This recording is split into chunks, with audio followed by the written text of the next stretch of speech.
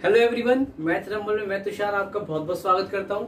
और आज मैं कराऊंगा आपको question of the day series का पार्ट 11। और आप जानते हैं कि इस सीरीज में मैं वही क्वेश्चंस आपको करा रहा हूं जिनके आने वाले पेपर, चाहे वो CHSL का हो या CGL मेंस हो, उनमें काफी हाई चांसेस है कि इस तरह के क्वेश्चंस आपको दिखे। और इन सभी क्वेश्चंस के मैंने आपको काफी इफेक्टिव सॉल्यूशन दिए हैं, कुछ सोचने का नया तरीका बताया है, तो आप इनको देखिए, ठीक है। और अगर आपने पहले के पार्ट्स ही देखे तो आपको प्लेलिस्ट का डिस्क्रिप्शन में लिंक मिल जाएगा, आप वहां पे जाके पुराने पार्ट्स भी देखिए या पुराने सेशंस देखिए, जिसमें मैंने काफी और अच्छे क्वेश्चंस भी कराए, ठीक है। तो फटाफट देखते हैं आज का क्वेश्चन क्या है। आज का क्वेश्चन में स्क्वायर से लेकर आया हूँ। देखो क्वेश्चन क्या है। क्वेश्चन है ABCD is a square of side 4 centimetre, E and F are mid points of AB and AD। देख लेते हैं क्या है। ABCD एक स्क्वायर है, E और F क्या है, मिड पॉइंट्स है हमारे, और G is the intersection point of DE and BF। G क्या है, DE और BF का इंटरसेक्शन पॉइंट है ये G। Find area of BGDC। कहाँ है BGDC? BGDC। अब मैं बताऊं, इस क्वेश्चन को मैंने काफी बच्चों से और भी करवाया, मतलब मैंने भेजा बच्चों को, भाई करके बताओ कि तुम लोग कैसे ट्राई करते हो। मैंने देखा हर बच्चा इस क्वेश्चन में जो मिड पॉइंट वाली लाइन दे रखी है इसके पीछे पड़ा हुआ है। अच्छा ये मिड पॉइंट है, ये दो हो गई, अब ये है ना, ये भी 2 हो गई, ये भी 2 हो गई, चलो इन ट्रायंगल का एरिया निकाल लेते हैं, स्क्वायर में सब्ट्रैक्ट कर लेंगे। फिर दिक्कत क्या आती है वहां पे, स्क्वायर में सब्ट्रैक्ट तो कर लोगे, लेकिन ये वाला एरिया कॉमन आ रहा है तो एक बार इसको जोड़ना ही पड़ेगा। अब ये एरिया निकालने में नहीं याद आ जाएगी बच्चों को, मतलब कोई फायदा इस तरह के सॉल्यूशन से।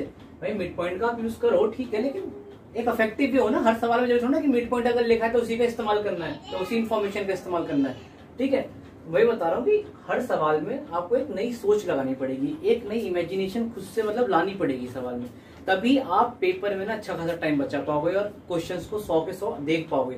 ये तो ऐसा होगा 50 से 60 सवाल करोगे, टाइम पूरा खत्म ही हो जाएगा, आप सवाल भी नहीं देख पाओगे आगे, समझ रहे हो आप।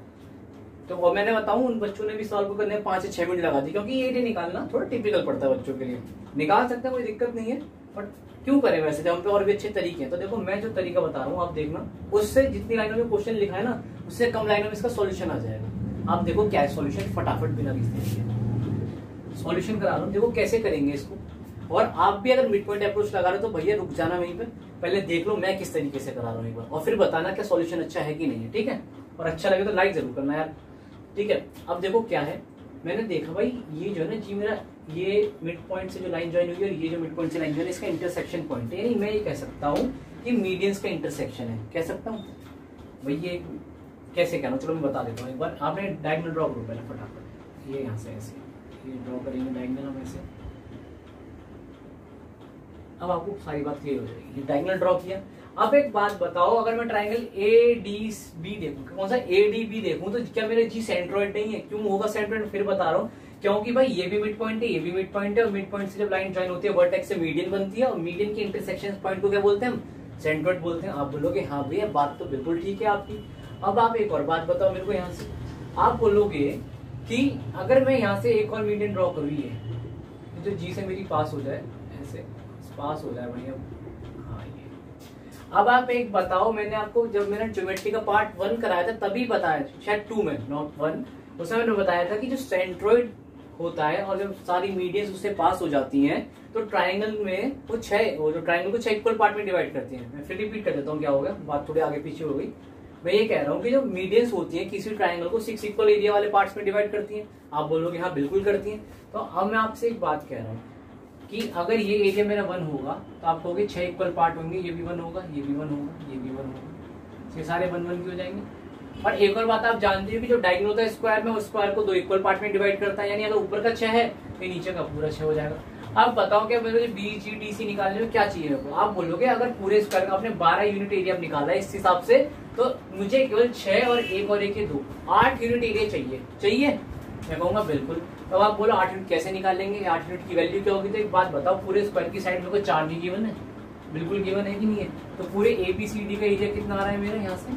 आप बोलोगे ABCD का स्क्वायर है 4 का स्क्वायर 16, और ये 16 मेरा बराबर है किसके? पूरे 12 यूनिट के। आपको बताइए ना कैसे 12 यूनिट निकालना। मुझे निकालनी कितनी यूनिट की वैल्यू है? केवल 8 यूनिट की वैल्यू निकालनी है। अगर मैं 3 से दोनों तरफ डिवाइड कर दूं तो आप बोलोगे यहाँ से 4 यूनिट की वैल्यू कितनी आएगी? 3 से भी 4 से डिवाइड करेंगे नहीं तो 12। हाँ ठीक है, तो फिर क्या 8 की निकालनी, तो आप बोलोगे 8 यूनिट कैसे आएगा मेरा? तो हो जाएगा 16/12 गुणा में 8, यहाँ तक तो करना आता है। इसको और सॉल्व कर देंगे कितना हो जाएगा, 4 2 जा 8, 4 3 जा 12, ये हो जाएगा 32/3 सेंटीमीटर स्क्वायर। अब आप देखो मैंने क्यों बाद में इस एरिया की एक्चुअल वैल्यू का यूज किया। अगर मैं यहीं से इनको ब्रेक करना चालू करता हूँ तो शुरू से ही पॉइंटों में आता, वो पॉइंटों की कैलकुलेशन होती है गणित में दिक्कत, मतलब बच्चों को भी परेशान करते हैं पॉइंट्स की कैलकुलेशन।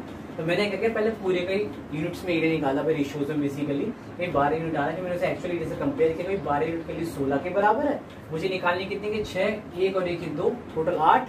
ठीक है, तो 8 यूनिट की निकालने के लिए क्या करेंगे, 1 यूनिट की निकाली 16/12 इंटू 8 कर दिया, ये हमारा क्या जाएगा आंसर। ये क्या हमारा आंसर। तो समझे यार, इस तरीके से इस तरह के क्वेश्चनों पे अप्रोच करने की कोशिश करो, थोड़ा कुछ इमेजिनेशन लाओ अपने सोचने में, क्योंकि यार अगर मिड पॉइंट्स के चक्कर में पड़ गए तो क्वेश्चन ले जाएगा आराम से 4-5 मिनट। अब देखो इस तरीके से अगर मैं कर रहे तो कितना टाइम लग रहा है, एक मतलब हार्डली 45 सेकंड्स चाहिए आपको इस तरह से करने के लिए। मेरे हिसाब से तो टाइम ही कहाँ लगेगा यार, 6 6 12 8 निकालना है, कितना टाइम लगेगा। तो आई होप आपको ये सॉल्यूशन पसंद आया होगा, और अगर पसंद आया तो इसको अपने दोस्तों वगैरह के साथ शेयर करो, ताकि उन्हें भी पता चले भाई कैसे क्वेश्चंस को अप्रोच करना है, कैसे नई नई तरीके से सवालों में हमें लगाने तरीके अपने, तो ताकि उन्हें भी थोड़ा इनका फायदा मिले ना। ऐसा नहीं कि आप खुद देख रहे हो खुद फायदा ले रहे हो, थोड़ा बच्चों को सभी को फायदा होना चाहिए। क्योंकि इसको शुरू करने का मेरा मोटो ये था कि बच्चे जो परेशान है पेपर में अपनी कैलकुलेशन को लेके और टाइम वगैरह को लेके, उनको थोड़ी हेल्प हो सके। ठीक है, तो ठीक है, आप लाइक कीजिए, इसको शेयर कीजिए अपने दोस्तों के साथ। और अब आप मुझे फॉलो कर सकते हैं ट्विटर इंस्टाग्राम पे भी, उसका लिंक आपको डिस्क्रिप्शन में मिल जाएगा, और डिस्क्रिप्शन में मेरे टेलीग्राम चैनल का भी लिंक है, आप चाहें तो उसको ज्वाइन कर सकते हैं for regular updates. Thank you so much.